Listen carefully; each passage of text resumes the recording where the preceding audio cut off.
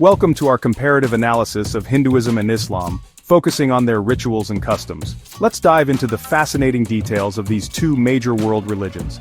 We embark on an exploration not just of theological tenets, but of the vibrant, living tapestry of human devotion, expressed through millennia of tradition. Consider the sheer diversity of human experience and how different cultures, faced with the same fundamental questions of existence, meaning, and the cosmos, have woven such intricate and profound systems of practice. It's a journey into the heart of what it means to seek connection, to build community, and to navigate life through the lens of faith. These two faiths, Hinduism and Islam, while originating in different historical and geographical contexts, have both profoundly shaped civilizations, inspired art, philosophy, and guided the daily lives of billions. Think about the cosmic scale of time over which these traditions have evolved, adapting and yet retaining their core essence. We're not just looking at abstract doctrines, we're peering into the daily prayers, the communal celebrations, the personal milestones, all framed by sacred rites. It's like observing two distinct galaxies of human spiritual expression, each with its own laws, its own beauty, its own gravitational pull on the hearts and minds of its adherents. Our aim today is to illuminate the parallels and the distinctions, to foster a deeper appreciation for the complexity and richness inherent in both. We'll traverse concepts of divinity, the sanctity of sacred spaces, the power of prayer, and the rhythm of religious life as dictated by fasts, festivals, and pilgrimages. Imagine the dedication, the artistry, the communal effort poured into these practices. This isn't just a study of religion, it's a study of humanity's enduring quest for meaning, expressed in myriad, awe-inspiring ways. So, prepare to expand your understanding as we explore these remarkable traditions side by side. When we gaze into the vastness of the cosmos, we often ponder the nature of any guiding intelligence or fundamental reality. In the human quest for understanding, the concept of God, or the ultimate divine, takes on fascinatingly diverse forms. Hinduism, one of the world's oldest religious traditions, presents what you might call a multifaceted view of the divine. It's often characterized by polytheism, with a pantheon of numerous gods and goddesses, each representing different aspects of a singular ultimate reality known as Brahman. Think of Brahman as the cosmic ocean, and the various deities as the waves and currents within it, each with unique attributes and stories, yet all part of the same fundamental substance. This allows for a rich tapestry of devotion, catering to diverse temperaments and spiritual inclinations. This intricate understanding means that a Hindu might worship Ganesha for overcoming obstacles, Lakshmi for prosperity, or Shiva for transformation, yet understand these as manifestations of that all-encompassing, formless Brahman. It's a bit like looking at white light through a prism. You see a spectrum of colors, each distinct yet all originating from a single source. The Upanishads, ancient philosophical texts, delve deep into this concept, exploring the identity of the Atman, the individual soul, with Brahman, the universal consciousness. This sophisticated framework allows for incredible diversity in worship and belief, all under one broad spiritual umbrella, accommodating a spectrum from personal deities to abstract philosophical concepts of the absolute. Now, shift your perspective to Islam, which offers a radically different yet equally profound conception of God. At the very heart of Islam is the principle of Tawhid, an uncompromising absolute monotheism. This declares that there is only one God, Allah, who is indivisible, unique, and without partners or equals. The Shahada, the basic creed of Islam, there is no God but Allah and Muhammad is his messenger, encapsulates this core belief. Unlike the Hindu pantheon, Islam strictly prohibits the association of any other being or object with God's divinity. Allah is understood as the creator, sustainer, and ruler of the universe, all-powerful, all-knowing, and merciful. This singular focus shapes every aspect of Islamic ritual, prayer, and daily life, emphasizing a direct and unmediated relationship between the individual and the one true God. It's a universe with a single, undeniable central star. Humans have always sought to create special places, spaces set apart from the mundane, dedicated to contemplation, worship, and connection with the divine. These sacred architectures are more than just buildings. They are cosmic diagrams, focal points for communities, and thresholds to the transcendent. In Hinduism, the temple, known as a mandir or devalaya, is considered the earthly abode of a deity. It's a consecrated space where the divine presence is believed to be particularly accessible. Mandirs are often architectural marvels, rich in symbolism with intricate carvings depicting gods, goddesses, celestial beings, and scenes from sacred narratives. The design itself, often based on Vastu Shastra, ancient architectural principles, aims to create a harmonious environment conducive to spiritual experience. Walking into a Hindu temple is an immersive sensory experience. You might hear the ringing of bells, the chanting of mantras, and smell the fragrance of incense and flowers offered to the deities.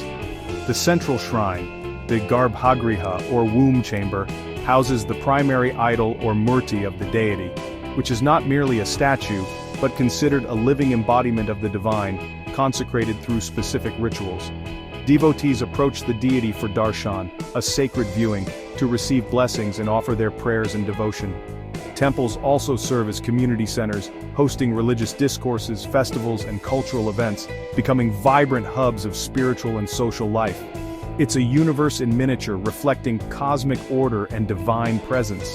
In stark contrast, yet with its own profound sense of sacredness, stands the Islamic mosque, or masjid, literally meaning a place of prostration. The masjid is primarily a place for communal prayer, particularly the Friday congregational prayer, Jumu'ah. While mosques can be architecturally stunning, often featuring domes, minarets, and intricate geometric patterns and calligraphy, Islamic tradition generally prohibits the depiction of human or animal forms in sacred spaces. This aniconic tradition emphasizes the transcendence and formlessness of Allah. The focus within a mosque is on creating a clean, open space oriented towards the Qibla, the direction of the Kaaba in Mecca, for worshippers to perform salah, the ritual prayer. There's a palpable sense of unity and equality as Muslims stand shoulder to shoulder in prayer, regardless of social status. Human civilizations have long relied on sacred texts to preserve wisdom, transmit divine revelations, and provide moral and spiritual guidance. These scriptures are often seen as the very voice of the divine or the distilled wisdom of sages, shaping beliefs, rituals, and the ethical fabric of societies. In Hinduism, there isn't a single universally authoritative scripture like in some other faiths, but rather a vast and diverse collection of texts revered to varying degrees by different traditions. The most ancient and foundational are the Vedas, meaning knowledge considered Shruti or that which is heard divinely revealed texts. They comprise hymns, rituals, and philosophical treatises, forming the bedrock of Hindu thought and practice. Think of them as the ancient foundational layer of a deep geological stratum of spiritual knowledge. Following the Vedas are the Upanishads, which delve into profound philosophical and metaphysical inquiries, exploring the nature of reality, the self, Atman, and the ultimate, Brahman. Then you have the Smriti literature, that which is remembered, including the great epics like the Ramayana and the Mahabharata. The Mahabharata itself contains the Bhagavad Gita, a deeply influential dialogue between Prince Arjuna and Lord Krishna, offering profound insights on dharma, devotion, and the path to spiritual liberation. These texts, along with Puranas, stories of gods and creation, and various other scriptures, provide a rich and multifaceted source of guidance, allowing for diverse interpretations and paths within the Hindu fold. It's an entire library, a universe of narratives and philosophical explorations. Islam, on the other hand, centers its religious life around one primary sacred text, the Quran. Muslims believe the Quran to be the literal word of Allah, revealed directly to the Prophet Muhammad over a period of about 23 years through the angel Gabriel. It is considered infallible, inimitable, and the ultimate source of guidance for all aspects of life. The Quran is revered not just for its content but also for its unique Arabic language, which Muslims believe is an integral part of its divine nature. Alongside the Quran, the Hadith holds significant importance. These are collections of sayings, actions, and approvals of the Prophet Muhammad, meticulously compiled and authenticated by scholars. The Hadith provide practical examples and interpretations of Quranic teachings, offering a detailed guide for Muslim conduct and practice. Together, the Quran and Hadith form the comprehensive foundation of Islamic law, Sharia, and theology. Prayer, in its myriad forms, represents a fundamental human impulse to communicate with, to acknowledge, or to align oneself with a perceived higher power or cosmic order. It's, a bridge between the mundane and the sacred, a deeply personal yet often communal act. In Hinduism, prayer practices are incredibly diverse, reflecting the faith's inherent pluralism. A central form of worship is puja, which involves ritual offerings, chanting of mantras and devotion directed towards a chosen deity, often represented by a murti or symbol. Puja can be performed in temples by priests or at home by individuals and families. It's a sensory-rich experience, often involving flowers, incense, lamps, food offerings, and sacred sounds. Beyond ritualistic puja, meditation is a cornerstone of many Hindu spiritual paths. This involves practices aimed at calming the mind, cultivating inner awareness, and achieving a state of deep concentration or union with the divine. Various techniques exist, from focusing on the breath or a mantra to more complex visualizations. Japa, the repetitive chanting of a mantra or divine name, is another common practice, believed to purify the mind and invoke divine presence. The beauty of Hindu prayer lies in its flexibility.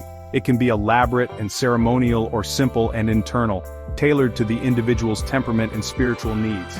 It's like having a wide spectrum of communication channels to the divine, from formal petitions to silent, heartfelt communion. In Islam, the primary and most visible form of prayer is salah, the 5 daily obligatory prayers performed at specific times: Fajr, Dhuhr, Asr, Maghrib, and Isha.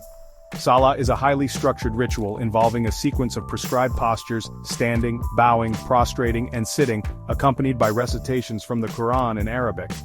Muslims perform salah facing the Qibla, symbolizing unity and a shared focus of worship. While salah can be performed individually, congregational prayer, especially in a mosque, is highly encouraged and considered more meritorious. Beyond the 5 daily prayers, Muslims also engage in dua, which are personal, spontaneous prayers for guidance, forgiveness, or needs, and can be made at any time and in any language. This structured yet personal approach to prayer forms a constant rhythm, a daily reaffirmation of faith and submission to Allah. Fasting, the voluntary abstention from food and sometimes drink for a defined period, is a practice found in many spiritual traditions across the globe. It's often undertaken for purification, self-discipline, spiritual reflection, or to commemorate significant religious events. It's a way of momentarily stepping back from our biological imperatives to focus on something higher. In Hinduism, fasting, known as upavasa or vrata, is not universally mandated but is widely practiced by many individuals on specific holy days or as a personal vow. The motivations and methods can vary significantly depending on the deity being honored, the particular festival, or personal spiritual goals. Some fasts involve complete abstinence from food and water, while others permit certain types of food like fruits, milk, or specific grains. Common occasions for fasting in Hinduism include Ekadashi, which is observed by many Vaishnavites and Shaivites. Festivals like Navratri, dedicated to the goddess Durga, involve 9 days of fasting or dietary restrictions for many devotees. Shivaratri, honoring Lord Shiva, often includes a night-long vigil and fast. These fasts are seen as acts of devotion, self-control, and a means to purify the body and mind, thereby making oneself more receptive to divine grace. It's a personal journey of discipline often undertaken with a specific intention, whether it's for spiritual progress, the well-being of family, or to fulfill a vow. The flexibility allows for a personalized approach to this ascetic practice. In Islam, fasting takes on a more central and communal role, particularly during the holy month of Ramadan. Sawm, or fasting, during Ramadan, is one of the 5 pillars of Islam, making it obligatory for all adult Muslims who are physically and mentally able. This fast involves complete abstinence from all food, drink, smoking, and sexual activity from dawn until sunset for the entire month. Ramadan is a time of intense spiritual reflection, increased prayer, charity, and community cohesion. The pre-dawn meal is called suhoor, and the meal to break the fast at sunset is iftar, often a communal affair.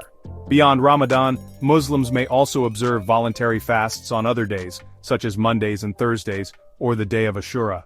The discipline of Ramadan is profound, fostering empathy for the less fortunate, strengthening willpower, and deepening one's connection with Allah. It's a month-long collective spiritual marathon. The act of pilgrimage, a journey to a place considered sacred, is a powerful expression of faith found across countless cultures and religions. These journeys are often arduous, undertaken with devotion, and a desire for spiritual merit, purification, or a direct encounter with the divine. It's about traversing physical distance to bridge a spiritual one. In Hinduism, pilgrimage, known as Tirtha Yatra, holds immense significance. A tirtha is literally a crossing place or ford, referring to sacred sites often located near rivers, mountains, or places associated with deities or saints. India is dotted with countless tirthas, each with its own unique history, mythology, and spiritual potency. Pilgrims undertake these journeys for various reasons: to fulfill vows, seek blessings, perform ancestral rites, or simply to immerse themselves in a spiritually charged atmosphere. Popular Hindu pilgrimage destinations include the Char Dham, Varanasi on the banks of the Ganges, Prayagraj, Tirupati, and many others. The journey itself is often considered an act of penance and devotion. Rituals at pilgrimage sites often include taking a holy dip in sacred waters, offering prayers and puja at temples, and participating in religious discourses. The concept of pilgrimage in Hinduism is vast and varied, reflecting the diverse landscape of its beliefs and practices. It's not just about reaching a destination, but the transformative power of the journey itself, both external and internal. Think of it as navigating a sacred geography, where certain points on Earth resonate with divine energy. In Islam, pilgrimage also plays a crucial role, with the Hajj being one of the 5 pillars, an obligation for every adult Muslim who is physically and financially able to undertake it at least once in their lifetime. The Hajj is a specific pilgrimage to the Kaaba, the most sacred site in Islam, located in Mecca, Saudi Arabia, and it takes place during a designated period in the Islamic lunar calendar. It involves a series of complex and deeply symbolic rituals performed over several days, retracing the footsteps of Prophets Ibrahim and Ismail and the Prophet Muhammad. Millions of Muslims from around the world converge on Mecca for Hajj, creating a powerful spectacle of unity and devotion. Another significant, though non-obligatory pilgrimage in Islam is Umrah, which is a shorter pilgrimage to Mecca that can be performed at any time of the year and includes some but not all of the Hajj rituals. These journeys are profound spiritual experiences, reinforcing the global Muslim community and one's submission to Allah. Festivals are the vibrant heartbeats of religious traditions, moments when communities come together to celebrate, commemorate sacred events, and reaffirm their faith and cultural identity. They are explosions of joy, color, and devotion, punctuating the calendar with periods of special significance. Hinduism, with its rich pantheon and diverse regional customs, boasts an incredibly vast and colorful array of festivals celebrated throughout the year. Each festival has its own unique stories, rituals, and significance, often tied to seasonal changes, harvests, or events from mythological narratives. Think of it as a continuous celestial and earthly celebration, a kaleidoscope of divine play and human rejoicing. Some of the most widely celebrated Hindu festivals include Diwali, the Festival of Lights, symbolizing the victory of light over darkness, good over evil, and knowledge over ignorance. Homes are illuminated with lamps and candles, fireworks light up the sky, and families share sweets and exchange gifts. Holi, the Festival of Colors, is a joyous and exuberant celebration marking the arrival of spring, where people playfully throw colored powders and water at each other. Navratri, meaning 9 nights, is dedicated to the worship of the goddess Durga in her various forms, often involving fasting, special pujas, and energetic garba and dandiya dances. These are just a few examples. Countless other regional and local festivals contribute to the rich tapestry of Hindu cultural life, each fostering community spirit and deep spiritual meaning. Islam also observes several important festivals that are central to the faith and celebrated by Muslims worldwide. The 2 most significant are Eid al-Fitr and Eid al-Adha. Eid al-Fitr, the festival of breaking the fast, marks the end of Ramadan, the month of fasting. It's a joyous occasion celebrated with special prayers, feasting, giving charity, zakat al-Fitr, wearing new clothes, and visiting family and friends. It's a collective sigh of relief and gratitude after a month of discipline. Eid al-Adha, the festival of sacrifice, commemorates the willingness of Prophet Abraham, to sacrifice his son in obedience to God's command. Muslims who can afford it sacrifice an animal, like a sheep, goat, or cow, and the meat is distributed among family, friends, and the needy. Another notable observance is Mawlid an-Nabi, which commemorates the birth of the Prophet Muhammad, though its celebration varies in form and acceptance across different Muslim communities. These festivals reinforce Islamic values of faith, sacrifice, charity, and community. What we eat and how we eat it often carries profound cultural and religious significance. Dietary laws in many traditions are not merely about physical sustenance but are deeply intertwined with concepts of purity, ethics, identity, and obedience to divine commandments. They reflect a worldview about our relationship with nature and the sacred. In Hinduism, dietary practices are diverse and vary widely based on region, community, caste, and personal choice. However, a significant emphasis is often placed on vegetarianism, rooted in the principle of ahimsa, or non-violence towards all living beings. Many Hindus, particularly those from Brahmin communities or those who are deeply devout, adhere to a lacto-vegetarian diet, consuming dairy products but abstaining from meat, fish, and eggs. The cow is considered particularly sacred in Hinduism, revered as a symbol of life, nourishment, and selfless giving. Consequently, the consumption of beef is widely prohibited and considered a taboo for most Hindus. This reverence for the cow is deeply embedded in Hindu scriptures and cultural traditions. Beyond vegetarianism, there are other dietary considerations such as avoiding certain foods like onions and garlic by some Orthodox individuals, especially during religious observances, as they are believed to be tamasic, promoting lethargy or agitation. The overall approach is often mindful, with food seen as a source of energy that affects not just the body, but also the mind and spirit. It's a conscious choice aligning diet with spiritual principles. Islam has a well-defined set of dietary laws known as halal, which means permissible in Arabic. For meat to be halal, the animal must be slaughtered in a specific manner, invoking the name of Allah, and certain types of animals are forbidden. The most prominent prohibition is against the consumption of pork and pork products, which is explicitly mentioned in the Quran. Blood carrion, animals that die of natural causes, and animals slaughtered in the name of anyone other than Allah are also considered haram, forbidden. Alcohol and other intoxicants are strictly prohibited in Islam as well, as they are seen to cloud the mind and impair judgment. These dietary laws are considered divine commandments, and adherence to them is an important aspect of Muslim faith and practice, shaping daily life and social interactions. It's a system designed to ensure purity, gratitude, and obedience. Marriage, the sacred union of individuals, is a cornerstone of human society, celebrated with diverse and meaningful rituals across cultures and faiths. These ceremonies are not just social contracts but often deeply spiritual events, symbolizing commitment, continuity, and the creation of new family units. In Hinduism, marriage or vivaha is considered one of the most important samskaras, sacraments or rites of passage. Hindu weddings are typically elaborate, vibrant, and steeped in ancient traditions and symbolism, often lasting several days. While customs vary significantly by region and community, certain core rituals are common.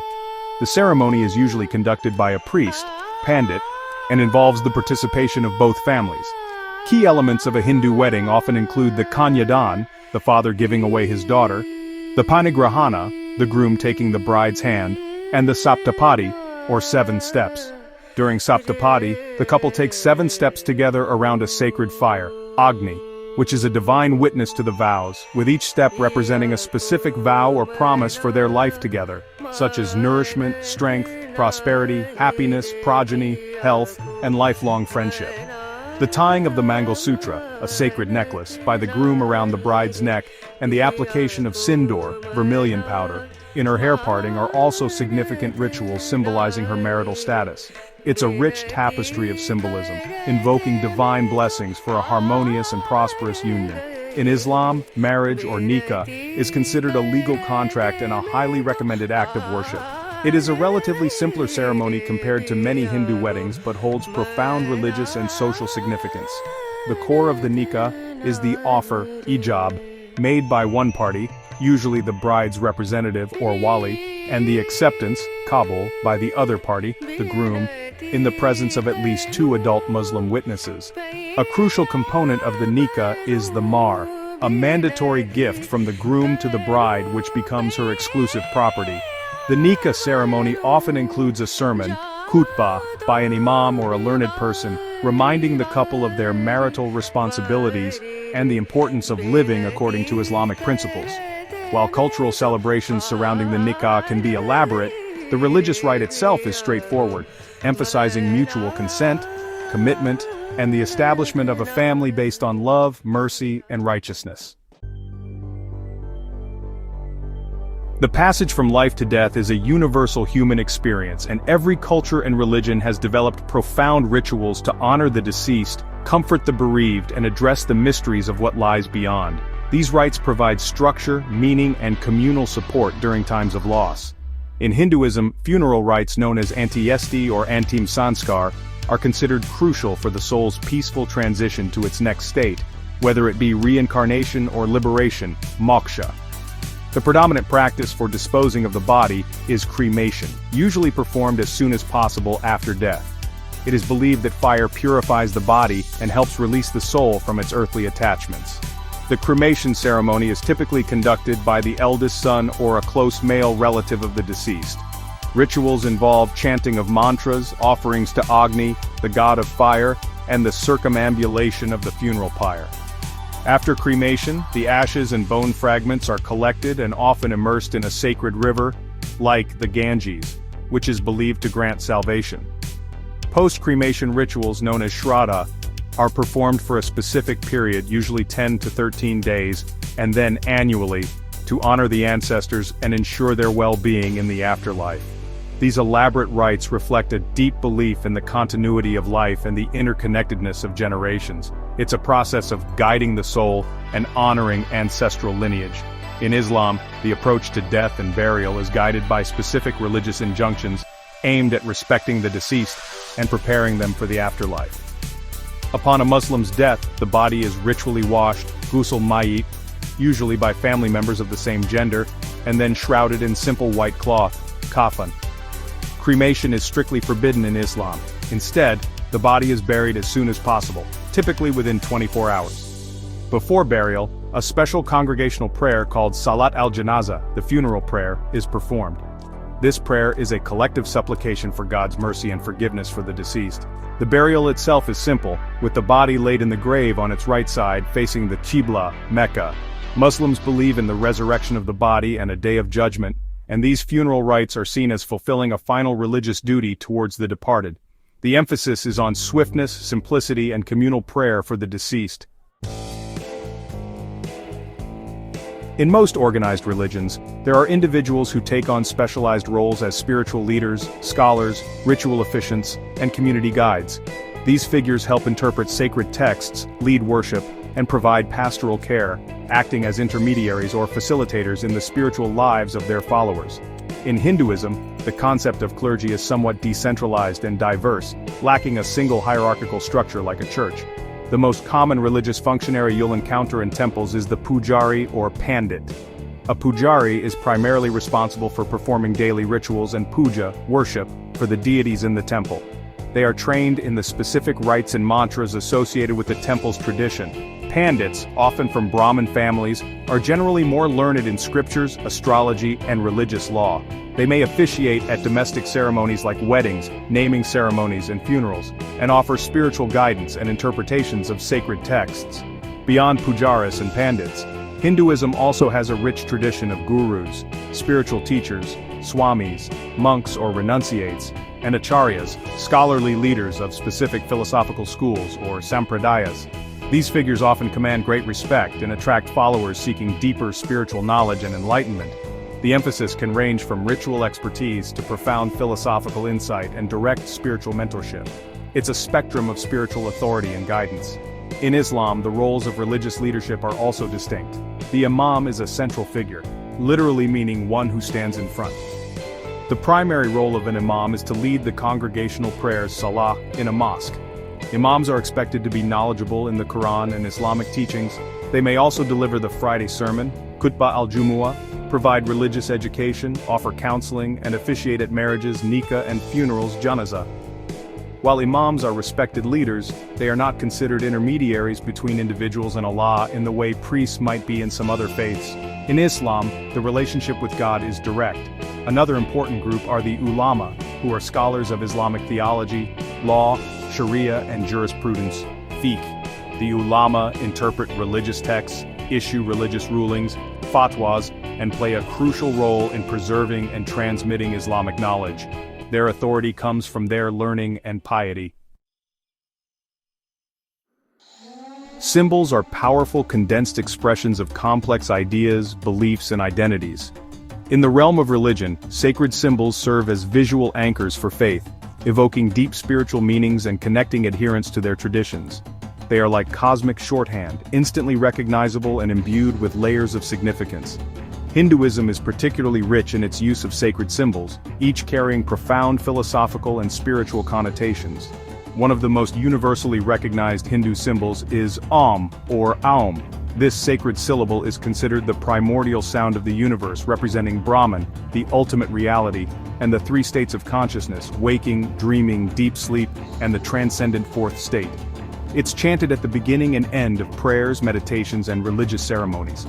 Another prominent symbol, though one that has unfortunately been misappropriated and thus carries complex connotations in some parts of the world, is the swastika. In its original Hindu, Buddhist, and Jain context, the swastika is an ancient and auspicious symbol representing good fortune, well-being, and the cyclical nature of life. It's often seen in temples, homes, and during religious festivals. Other important symbols include the Trishula, trident of Shiva, the Sudarshana chakra, discus of Vishnu, the lotus flower, symbolizing purity and spiritual unfoldment, and various representations of deities themselves. These symbols are not mere decorations, but are integral to worship and meditation, acting as focal points for devotion and contemplation. In Islam, the use of symbols is approached differently, largely due to the aniconic nature of the faith, which discourages the representation of sentient beings, especially God and prophets, to avoid any hint of idolatry. However, certain symbols have become widely associated with Islam, though their religious significance can sometimes be more cultural or historical than strictly theological. The most recognizable of these is the crescent moon and star. While its origins are complex and pre-Islamic, it was widely adopted by the Ottoman Empire and subsequently became a common symbol on the flags of many Muslim-majority countries and on the domes and minarets of mosques. For many, it evokes Islamic identity and heritage. Another key visual element in Islamic art is Arabic calligraphy, especially of verses from the Quran or the names of Allah, which is considered a high art form and a way of beautifying sacred spaces without resorting to figural representation. Language is far more than a mere tool for communication. It's a vessel of culture, history, and in many religious traditions, a sacred medium through which divine truths are believed to be revealed and preserved. The sounds, scripts, and semantics of these languages often carry inherent spiritual power. In Hinduism, Sanskrit holds a preeminent position as the primary sacred language. It is considered Devabhasha, or the language of the gods. The vast corpus of foundational Hindu scriptures, including the Vedas, Upanishads, Puranas, and the great epics Ramayana and Mahabharata, including the Bhagavad Gita, were originally composed in Sanskrit. Even today, mantras, hymns, and ritualistic chants are predominantly performed in Sanskrit, believed to possess inherent vibrational efficacy. The precision of Sanskrit grammar and phonetics is considered crucial for the correct recitation of mantras, as the sound itself is thought to create specific spiritual effects. While most Hindus today speak regional vernacular languages for daily communication, Sanskrit remains the language of liturgy, scholarship, and deep philosophical inquiry within the tradition. Its study is often undertaken by priests, scholars, and those seeking a deeper understanding of the foundational texts. It's like the classical language of a vast spiritual civilization, holding the keys to its most profound wisdom. The echoes of Sanskrit resonate through millennia of Hindu practice. Similarly, Arabic holds an unparalleled and sacred status in Islam. Muslims believe that the Quran, their holy scripture, was revealed to Prophet Muhammad in Arabic, and that the Arabic text itself is the literal inimitable word of Allah. This makes Arabic the liturgical language of Islam worldwide. The 5 daily prayers, Salah, are performed in Arabic regardless of a Muslim's native tongue, and recitation of the Quran in its original Arabic, Tilawa, is considered an act of worship that brings great spiritual merit. Learning at least some Arabic for prayer and recitation is highly encouraged for all Muslims. While translations of the Quran exist to convey its meaning, they are not considered the Quran itself, but rather interpretations. The beauty, eloquence, and perceived divine origin of the Arabic language are deeply cherished in Islamic culture, making it central to religious identity and practice. It is the linguistic lifeblood of the faith. Art has always been a powerful medium for expressing religious devotion, conveying sacred narratives, and creating spaces conducive to spiritual experience. However, the forms and philosophies of religious art can vary dramatically, reflecting different theological understandings of the divine.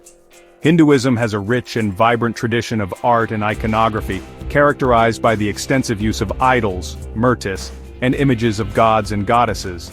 These murtis are not seen as mere artistic representations but, once consecrated through specific rituals, prana pratishtha, are considered to be living embodiments or channels for the divine presence. Devotees worship these murtis, offering prayers, food, flowers, and other forms of devotion, believing they can establish a personal connection with the deity. Hindu temples are often adorned with intricate sculptures and paintings depicting deities, celestial beings, scenes from epics, and mythological stories. This art is not just decorative but serves as a visual scripture, educating devotees and inspiring devotion. The forms of deities are often highly symbolic with multiple arms, specific postures, mudras, and attributes, ayudas, that convey their powers and qualities. This figurative anthropomorphic representation of the divine allows for a very personal and tangible form of worship, catering to the human need for a relatable form of the ultimate reality. It's a universe filled with divine forms, each telling a story and inviting interaction. In stark contrast, Islam adheres to a strong tradition of aniconism, which generally prohibits the depiction of God, Allah, prophets, especially Prophet Muhammad, and often all sentient beings in religious contexts. This is rooted in the core Islamic principle of Tawheed, the oneness of God, and a desire to prevent any form of idolatry or the association of partners with Allah, who is considered to be beyond any form or image. Consequently, Islamic religious art focuses on other powerful forms of expression. Calligraphy, particularly of Quranic verses in Arabic script, is a highly developed and revered art form, adorning mosques, manuscripts, and various objects. Geometric patterns, intricate arabesques, and floral motifs are also prominent features of Islamic art and architecture, creating a sense of infinite repetition and order that can evoke contemplation of God's unity and majesty without resorting to figural representation. It's an art of abstraction and pattern, pointing towards the transcendent. Music and sound have a profound capacity to stir the emotions, elevate the spirit, and create a sense of communal connection, making them integral components of religious expression in many traditions. The use of melodies, rhythms, and sacred utterances can transform a space and transport the listener to a different state of consciousness. In Hinduism, music and chanting are deeply woven into the fabric of worship and spiritual practice. Bhajans, which are devotional songs expressing love and reverence for a deity, are widely popular and sung both individually and in congregations. These songs often narrate stories of gods and goddesses, describe their glories, or express the longing of the devotee for divine union. The melodies can range from simple and meditative to lively and ecstatic. Kirtan is another important form of devotional music, typically involving call and response chanting of divine names or mantras, often accompanied by instruments like the harmonium, tablas, drums, and cymbals. Kirtan can build in intensity, leading to a powerful collective experience of devotion and spiritual upliftment. The chanting of Vedic hymns and mantras in Sanskrit, with their precise intonations, is also a cornerstone of Hindu rituals, believed to have potent spiritual vibrations. From the solemn Vedic chants to the heartfelt bhajans and energetic kirtans, music serves as a powerful vehicle for expressing devotion, invoking divine presence, and fostering a sense of spiritual community. It's the soundtrack of devotion, resonating through temples and homes. In Islam, the role and nature of music in a religious context are subjects of diverse interpretations among scholars. However, certain forms of vocal expression are universally accepted and cherished. The most important is the recitation of the Quran, tilawa or qira'at, which, while not considered music in the conventional sense, is often chanted with beautiful melody and intonation, adhering to specific rules of tajwid, elocution.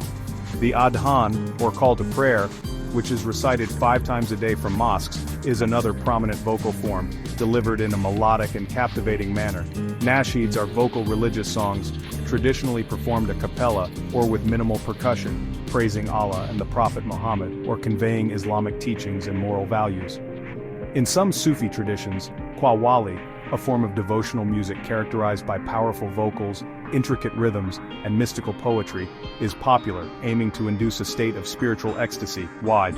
These vocal arts, whether the precise recitation of scripture or devotional songs, play a vital role in Islamic spiritual life. Dress, beyond its practical function of covering and protection, often serves as a powerful marker of identity, cultural affiliation, and religious observance. Many faiths have guidelines or traditions regarding attire, particularly concerning modesty and what is considered appropriate for sacred settings or daily life. In Hinduism, there isn't a single universally prescribed dress code, and attire varies widely based on region, climate, local customs, and personal preference. However, a general emphasis on modesty, cleanliness, and appropriateness, especially when visiting temples or participating in religious ceremonies, is common. Traditional Indian garments like the sari for women and the dhoti or kurta for men are often worn, particularly on religious occasions. When entering a Hindu temple, it's generally expected that one dresses respectfully, covering shoulders and legs. Some temples might have specific rules, such as men being required to remove their shirts in certain South Indian temples.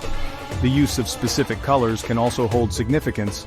For instance, saffron is often associated with renunciation and spirituality, while white can symbolize purity. The overall approach is one of cultural appropriateness and showing respect for the sacred space and tradition, rather than a strict, divinely mandated code. It is more about a cultural sensibility of reverence expressed through attire than a rigid set of rules. In Islam, the concept of modest dress is highly emphasized for both men and women, rooted in Quranic injunctions and the teachings of the Prophet Muhammad. The guidelines for modest attire are often referred to as hijab, though this term is most commonly associated with the headscarf worn by many Muslim women. For women, the general principle is to cover their entire body, except for the face and hands, in loose-fitting, non-transparent clothing when in public, or in the presence of non-mahram men, meaning men who are not close relatives. The specific styles of modest dress vary across cultures, including the abaya, jilbab, niqab, and burqa. For men, Islamic modesty typically requires covering the area from the navel to the knees. The emphasis is on guarding one's modesty, avoiding ostentation, and maintaining a sense of dignity and piety. This is an important aspect of public and private conduct, reflecting a commitment to Islamic values. The practice of charity, or giving to those in need, is a virtuous act extolled by virtually all religious and ethical systems. It reflects compassion, social responsibility, and often, a recognition of shared humanity and the blessings one has received. It's a way of circulating good in the world. In Hinduism, the concept of dana, meaning giving or charity, is highly valued and considered an important dharma, or righteous duty. Dana is not just about alleviating poverty, but is also seen as an act that purifies the giver, reduces karmic burdens, and earns spiritual merit. Giving can take many forms, including food, clothing, knowledge, or financial assistance. There is no fixed percentage or mandatory amount for dana in Hinduism. It is largely a voluntary act based on one's capacity and inclination. However, giving generously and selflessly, without expectation of reward, is considered highly meritorious. Hindu scriptures and traditions emphasize the importance of giving to deserving individuals, such as ascetics, scholars, the poor, and to institutions like temples or ashrams that serve the community. The spirit of dana is one of selfless service, and sharing one's resources for the welfare of others, recognizing the divine presence in all beings. It's a voluntary expression of compassion and interconnectedness. In Islam, charity also holds a paramount position, but it takes on both voluntary and obligatory forms. The most significant form of obligatory charity is zakat, which is one of the 5 pillars of Islam. Zakat is a specific percentage, typically 2.5%, of a Muslim's accumulated wealth above a certain minimum threshold called nisab, that must be paid annually to designated categories of recipients, such as the poor, the needy, debtors, and those working to spread Islam.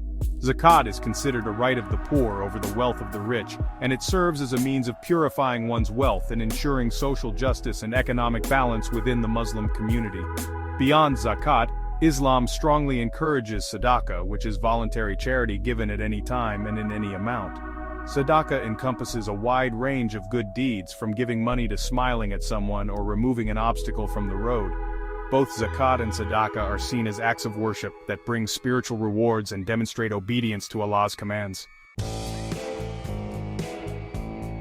The rhythm of life in many cultures is deeply intertwined with religious calendars that designate specific days or periods as sacred, set apart for worship, reflection, or commemoration. These sacred times provide a framework for communal and individual spiritual life. In Hinduism, the religious calendar is predominantly lunisolar, meaning it is based on the cycles of both the moon and the sun. This results in a complex and dynamic system for determining the timing of festivals, fasts, and auspicious occasions. Consequently, the dates of many Hindu holy days vary from year to year in the Gregorian calendar. There isn't one single holy day of the week equivalent to Sunday for Christians or Friday for Muslims that is universally observed by all Hindus for congregational worship. However, specific days of the week are often associated with particular deities. For example, Mondays are often considered auspicious for worshipping Lord Shiva, Tuesdays for Hanuman or Ganesha, and Fridays for goddess Lakshmi or Durga.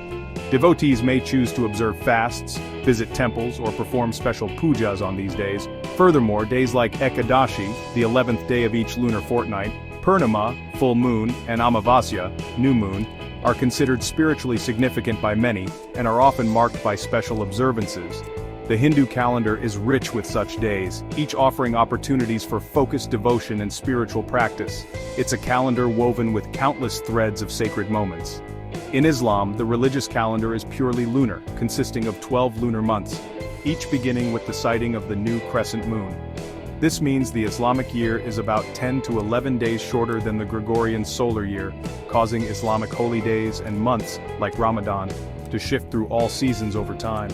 The most significant sacred day of the week in Islam is Friday, known as Jumu'ah. Muslims are encouraged to attend a congregational prayer, Salat al-Jumu'ah, in a mosque on Friday afternoon, which includes a sermon, khutbah, delivered by the imam. Jumu'ah is considered a blessed day, a time for communal worship, reflection, and seeking God's forgiveness. While it's a special day, it's not a Sabbath in the sense of a day of complete rest from worldly activities. Normal work and business can be conducted before and after the Jumu'ah prayer. The lunar calendar and the weekly Jumu'ah provide a distinct rhythm to Islamic life. Initiation rites mark significant transitions in an individual's life, particularly their formal entry or deeper integration into a religious community and its traditions. These ceremonies often involve instruction, vows, and symbolic acts that signify a new status and commitment.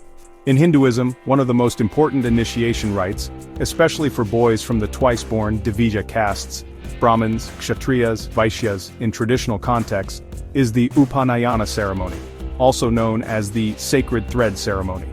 This ritual typically takes place before adolescence and marks the boy's entry into the student stage of life, brahmacharya, where he is formally accepted to study the Vedas and other sacred scriptures under a guru. During the Upanayana, the boy is invested with a sacred thread, yajnopavita or janyu, worn across the left shoulder and under the right arm, which he is expected to wear for the rest of his life as a symbol of his commitment to upholding dharma and his religious duties. He is also taught the sacred Gayatri mantra, a highly revered Vedic hymn. While traditionally for boys, some modern Hindu movements and communities have extended Upanayana or similar rites to girls and individuals from all backgrounds. This ceremony symbolizes a spiritual rebirth and the beginning of formal religious education and discipline. It is a profound marker of entering a life guided by sacred knowledge.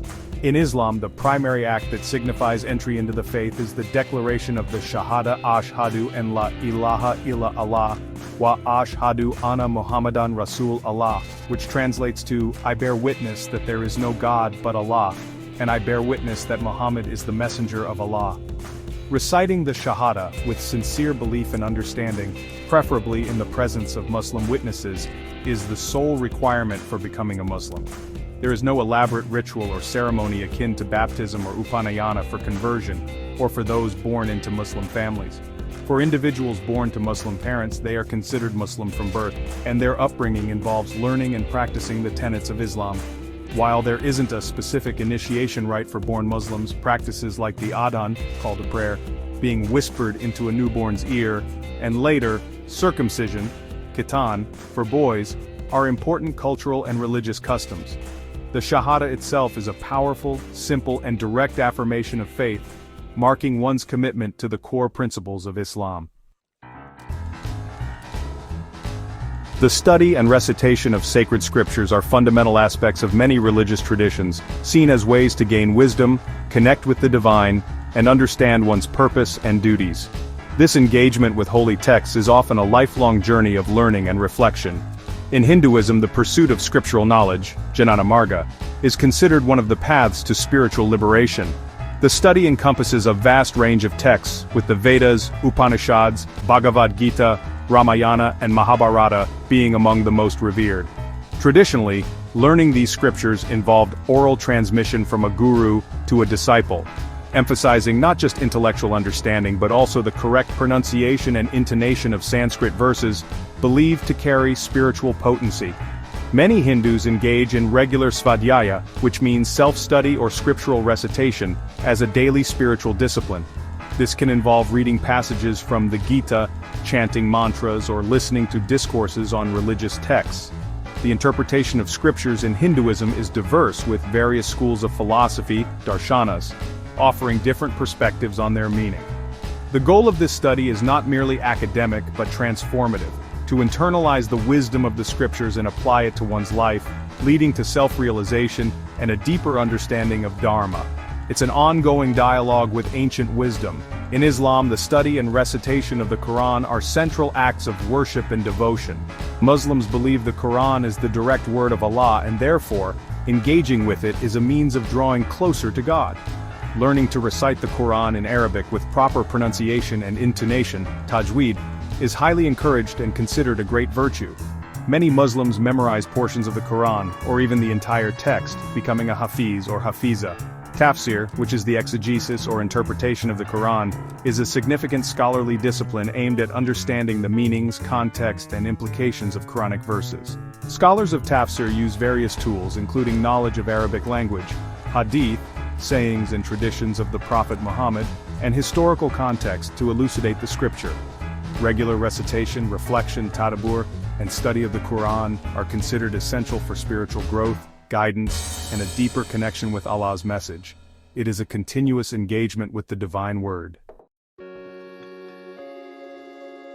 Our journey through the rituals and customs of Hinduism and Islam has, I hope, illuminated the incredible depth and diversity of human spiritual expression. We've seen how these two ancient traditions, each in its own unique way, provide frameworks for understanding the cosmos, guiding ethical conduct, and fostering a profound connection with the divine. From the vibrant pantheon of Hinduism to the absolute monotheism of Islam, from the sacred fire of the Havan to the communal prayer of Salah, we witness humanity's enduring search for meaning, solace, and transcendence. These practices are far more than ancient customs. They are living traditions that continue to shape the lives of billions. Consider the intricate tapestries of belief we've explored, the sacred texts, the paths of pilgrimage, the rhythms of fasts and festivals. Each thread represents countless generations of devotion, philosophical inquiry, and communal experience. While the outward forms may differ significantly, the underlying human impulses, the desire for connection, for moral guidance, for a sense of purpose larger than oneself, resonate across both traditions. It's a testament to our species' capacity for profound thought, spiritual yearning, and the creation of complex cultural systems that address our deepest existential questions. Understanding these differences and similarities enriches our appreciation for the global human family. Thank you for joining us in this exploration of Hinduism and Islam. We hope this comparison has provided you with a deeper understanding of these rich and diverse traditions. Don't forget to like, share, and subscribe for more insightful content. May our collective curiosity continue to bridge divides and foster a greater appreciation for the myriad ways humans seek the sacred. Keep looking up and keep seeking understanding, both in the cosmos above and within the human heart.